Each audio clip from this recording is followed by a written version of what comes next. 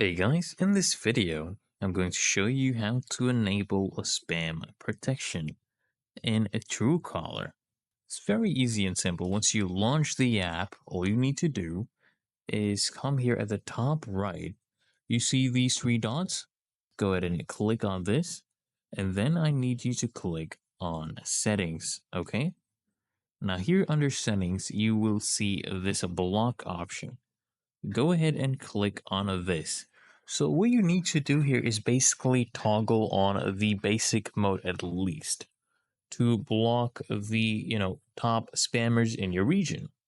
Okay, so I'll toggle this one on. As you can see, basic protection is now active.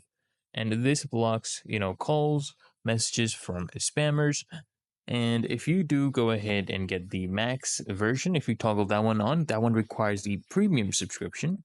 But if you do toggle that one on, it will go ahead and help you get more comprehensive spam blocking.